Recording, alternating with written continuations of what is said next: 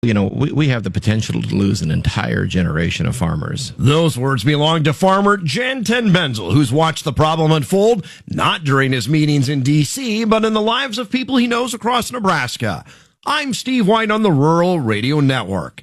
Ten Benzel's part of a growing call to address the challenges of what could be a record corn crop.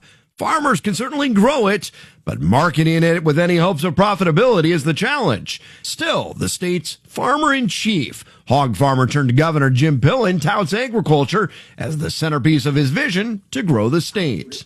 We have an extraordinary economy in our state. Obviously, agriculture is a key piece, but manufacturing.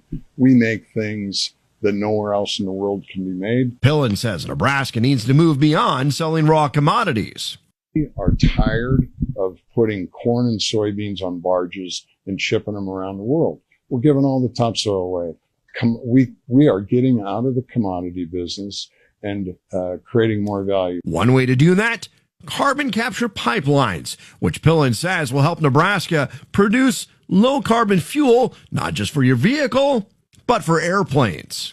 The extraordinary bioeconomy of which sustainable aviation fuel. We've been working on that for 2.5 years. We've spearheaded. A lot of states have not been able to go there because of politics. We don't play politics. The number 2 man at the USDA, Deputy Secretary Stephen Vaden, told the summit it's part of a broader strategy to grow rural economies and that Nebraska is leading the way. When people pass by the cornfields on I-80, they're probably thinking food, but what they ought to be thinking is fuel.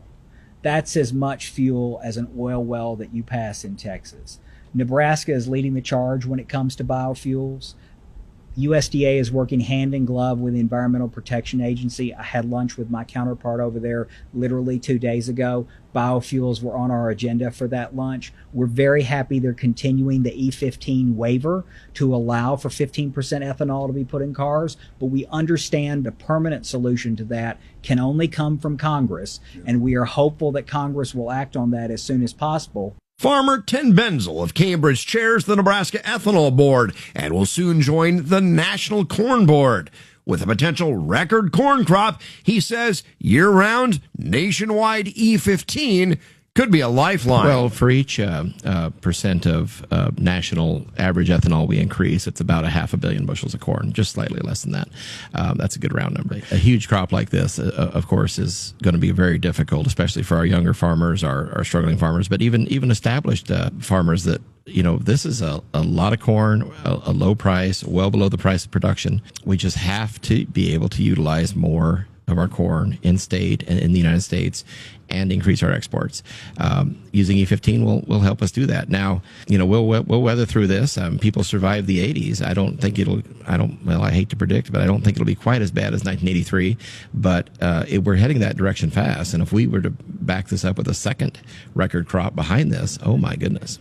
Deputy Ag Secretary Stephen Vaden also addressed trade and how agricultural exports have slipped from being a surplus into deficit. He said tariffs are only one part of the discussion. And the only way we can do that is to knock down these unfair foreign trade barriers that other countries put up. And when it comes to American producers, many of the trade barriers that farmers face are not just traditional tariffs, where they falsely claim there's a health risk or there's a pest risk. Now, we know that's bunk, but that's kind of the paper tiger that they put up there to try to prevent their markets from being open to American producers. And that's why I'm so glad the president isn't taking no for an answer. You've seen with regard to India, and you've seen with regard to Brazil and other countries, the countries that aren't coming to the table and talking about how they can open their markets to American producers, they are quite literally paying a price. And that price is in a very high tariff rate. And the only way that tariff rate is going to come down is if they open their market to American goods, most notably American agricultural products. But Vaden says input costs remain stubbornly high. When it comes to high input prices, again, until